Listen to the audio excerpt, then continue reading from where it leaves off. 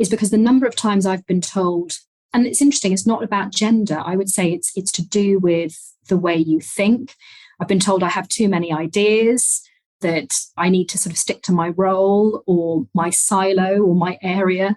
And anybody who knows me will know I'm just not that sort of person. I kind of operate at one speed and one speed only.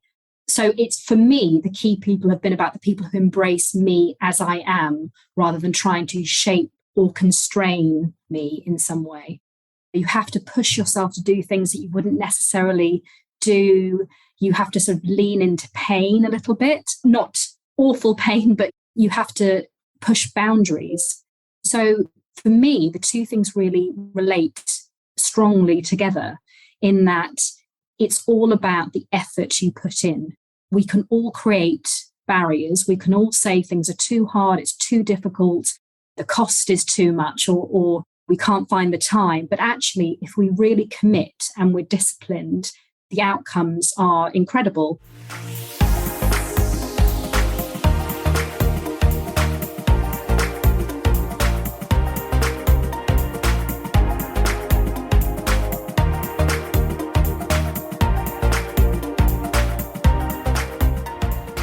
I'm Aoife Devitt, and welcome to the 50 Faces podcast, a podcast committed to revealing the richness and diversity of the world of investment by focusing on its people and their stories. This is our love series, and we are focusing not only on careers, but also on loves that are nurtured alongside them. Let's hear now about exercise, and in particular, Hyrox, the premium functional fitness competition designed for everybody, not just elite athletes. I'm joined today by Charlotte O'Leary, who's Chief Executive Officer and Director of Pensions for Purpose, which exists as a bridge between asset managers, pension funds, and their professional advisors to encourage the flow of capital towards impact investment. She's had a long career in investment management with a particular focus on pensions, as well as ESG and impact investing. She's also a passionate participant in fitness competitions, and in particular, Hyrox. Welcome, Charlotte. Thanks for joining me today. Thank you very much for having me, Ethan. It's fantastic and lovely to have this unique opportunity to talk about the overlap between my professional life and my personal life. Well, I look forward to that. Well, let's start by talking just about your career journey to just paint the picture there. Can you start with where you grew up and what you studied? Definitely. So, I probably would say this. It's a little bit unique in that I never thought I would go into finance at all. I went to university. I started actually studying archaeology and social anthropology at UCL. And probably because of the sort of person I am, got very frustrated with only having a few lectures. I'm very, very driven.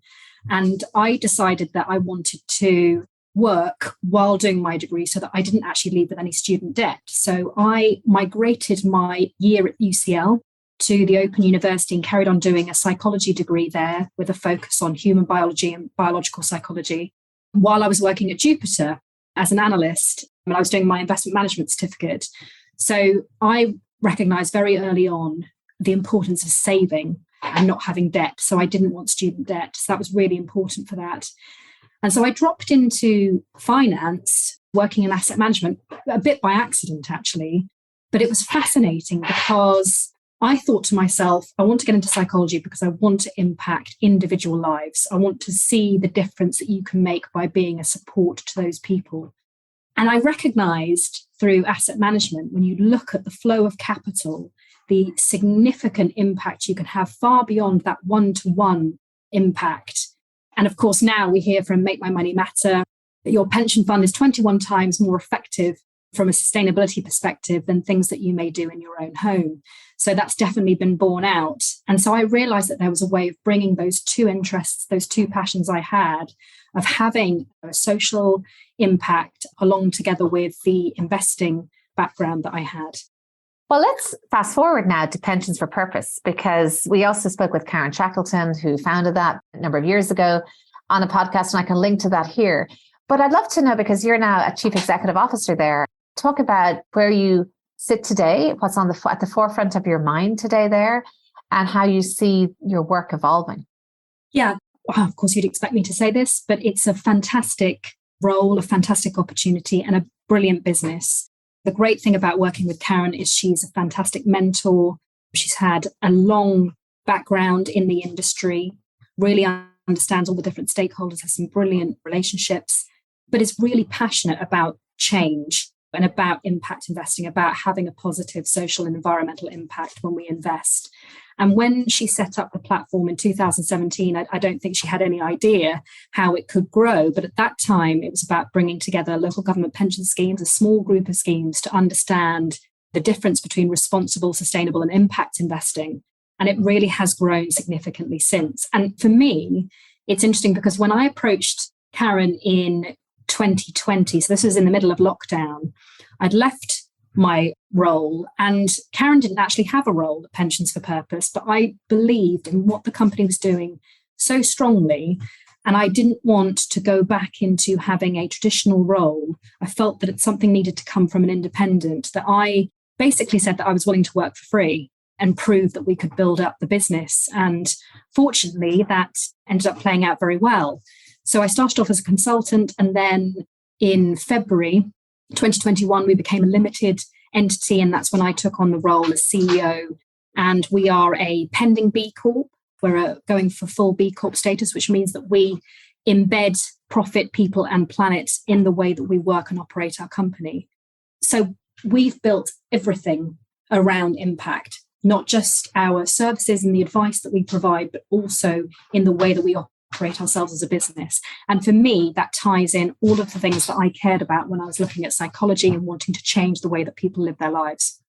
And what I love about Pensions for Purpose and why I toot its horn any opportunity I get is because of the way you force, say, an investment committee to focus and to simplify and to, I think, relate some of, say, the sustainable development goals to their own lives, their own values. Maybe your psychology background lends itself to that. But that I find is simply the only way to make this viable going forward, is to divide it into chunks that can be tackled. How do you see the work you're doing maybe evolving if you were to look forward, say, 3 to 5 years? Will this be the dominant approach that pensions take to invest? I think, especially with what we've seen from ESG, environmental, social, and governance, we absolutely anticipate that being embedded. Now, I think a lot of people are concerned about greenwashing. We talk about it as impact washing, all sorts of other things. But the way that I think about this, and I think is useful to articulate, because it really is an alphabet soup out there when we think about anything to do with sustainability, is we're talking about companies and investing in companies. And so I like to think about ESG as the risk and return opportunity that the world poses to the company, and impact as the risk and return opportunity that the company poses to the world. And you can see in that, I mean, that's double materiality. So that you can see in that how you need to understand both of those things, the risk and return opportunity in both directions, to really understand everything in relation to that company when you're making decisions about how to invest. And you can't really understand one without the other. So they make sense of each other. And so I would expect impact, therefore, to be embedded in the way that we run organizations and in the way that we provide services and products going forward. And certainly that's how we see our business evolving in terms of how we support that agenda. So currently we're very much focused on education and training, bridging that gap of knowledge that exists, to then thinking about how you can embed this in your philosophy, not just in your products, but all the way through the organization and through to the products and services that you offer. And you do post frequently on LinkedIn about tying your work back to your values and your mission. And one of that particularly triggered my interest was your loves of fitness, because it's not often that we see people talk about this, and certainly not competing at the level you do. Can you talk us through that journey?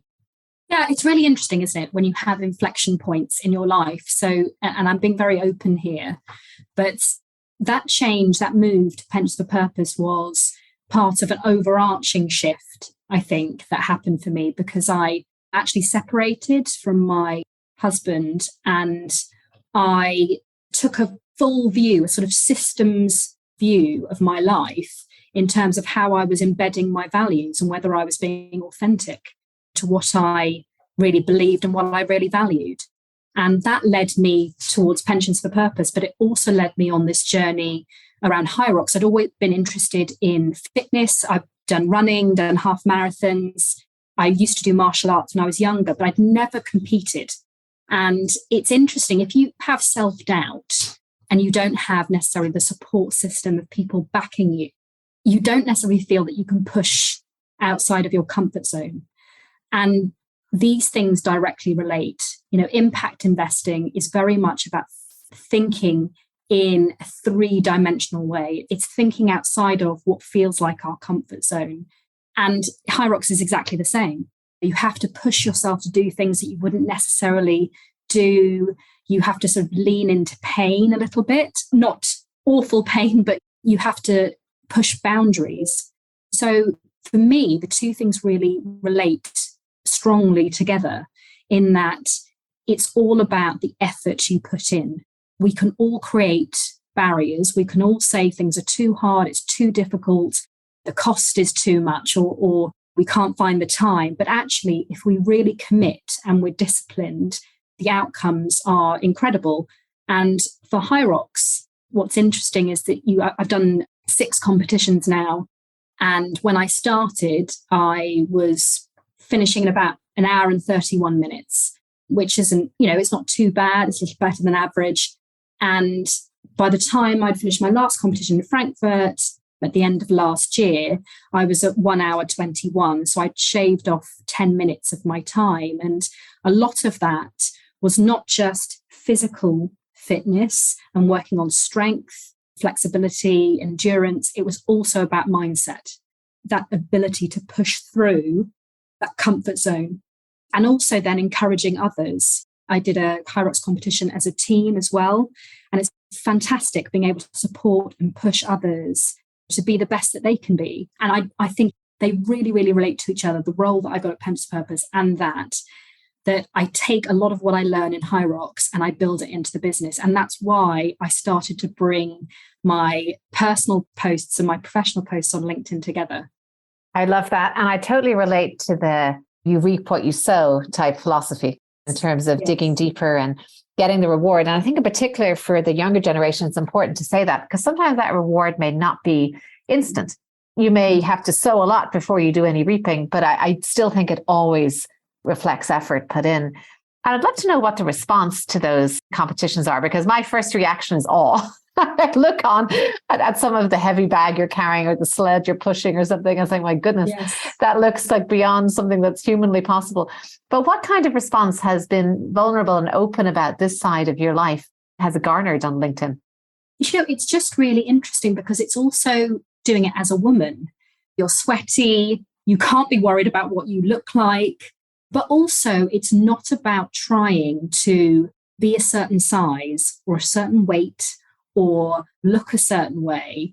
Those things in terms of being fit and being healthy come as a result of the training. So the goal is the thing that's motivating you. And I often think this is why dieting and other things can be very, very tricky because it's not sustainable.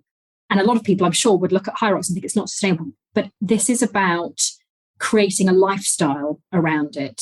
Really is the mentality of it. It's being part of a group where you're all invested in the same goals. And ultimately, it's about thinking yourself holistically. So how are you pushing yourself? How are you setting yourself new goals? How are you motivating yourself? And what is that adding? And I'm very aware that as you get older, your muscle mass decreases as well.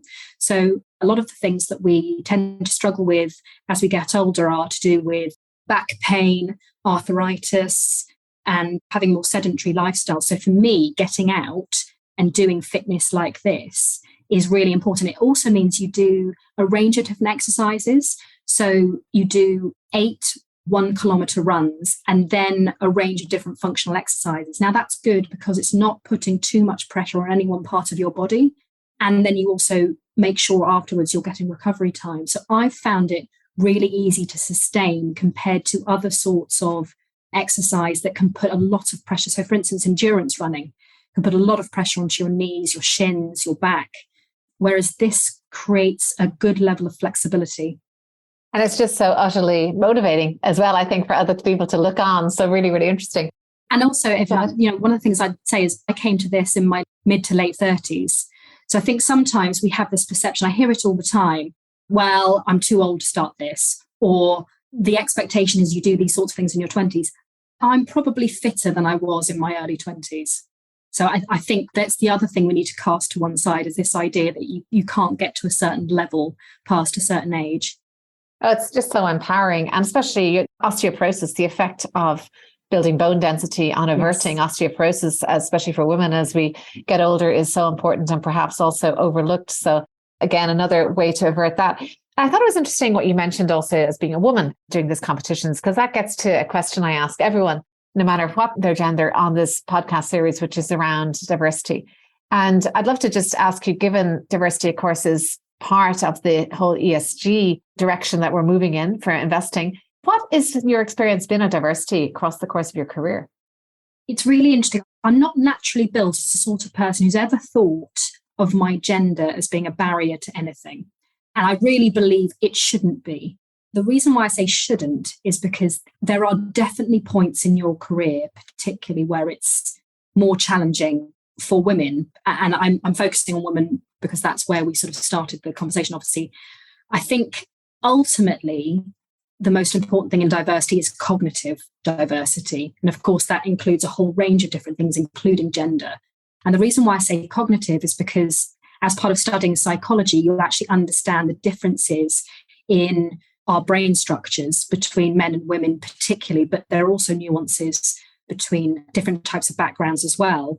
But it interests me because, for instance, one of the things that I learned through my studies was that women actually have greater white matter in their prefrontal and frontal cortex. So this is where you have executive function, critical reasoning, and also the ability to mitigate anger, fear, those sorts of emotions. Now, about 90%, more than 90% of the brain, our brain structures are actually the same between men and women. So there are these subtle differences. But the reason why I bring that up is it's not just about quotas or about proportional representation. This is actually about something structurally different in the way that we make decisions.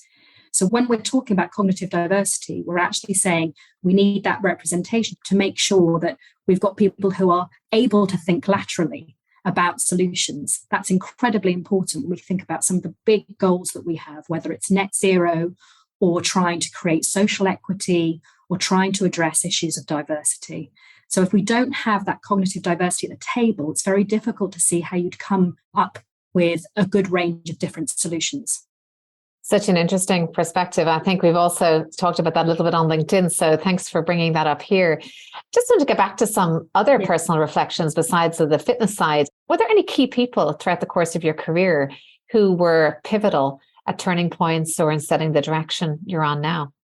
Yeah, it's a really interesting one because I've definitely had people in my life who have inspired me. I would say one of those is actually Karen through Pen to Purpose. I'm just amazed by what she's managed to create, especially considering the period of time she's been in asset management and the change that she's seen. So I think that's really inspiring when you see somebody doing something that you want to achieve yourself and kind of plows a furrow for you. I would say Karen is definitely one of those people.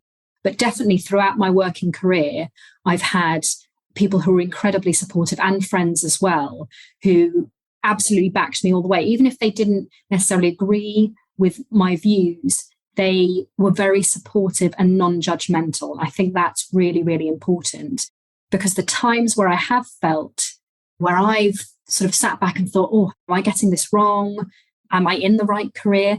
Is because the number of times I've been told, and it's interesting, it's not about gender. I would say it's to do with the way you think. I've been told I have too many ideas, that I need to sort of stick to my role or my silo or my area.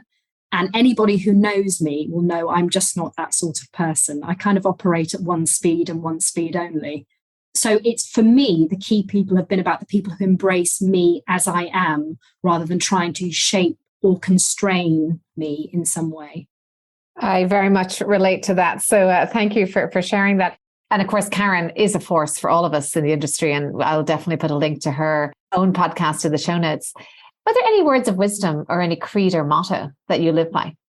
Oh, do you know what? I think I do actually. So I say, so those who say it can't be done shouldn't stop the rest of us who are doing it. And I definitely think that's one to live by. Never, ever be limited by other people's fears or limitations. So yeah, I would definitely put that out to anybody, because I think it's very easy for all of us to feel held back or that we shouldn't do certain things. And actually, you've just got to be true to yourself. Well, that is an excellent piece of advice. And I have to say, Charlotte, I know I said that Karen was a force in the industry, but you too are a force. And the passion with which you convey so many diverse points of view, as well as the energy you bring to the work you do, and the fact that you've opened my eyes to a whole new way of physical challenge. And I've been Googling Hyrox and seeing if that's where I'll turn to next after I've done with my current marathon kick. It's been a pleasure to sit here and discuss some of this shared passion with you. Yeah, absolutely brilliant. Thank you so much for the opportunity. It's just great to be able to talk about these sorts of things in a wide-ranging way in an open forum. I really appreciate it. Thank you, Ethan. I'm Ethan Devitt. Thank you for listening to the 50 Faces podcast. If you liked what you heard and would like to tune in to hear more inspiring investors and their personal journeys, please subscribe on Apple Podcasts or wherever you get your podcasts. This podcast is for informational purposes only and should not be construed as investment advice, and all views are personal and should not be attributed to the organizations and affiliations of the host or any guest.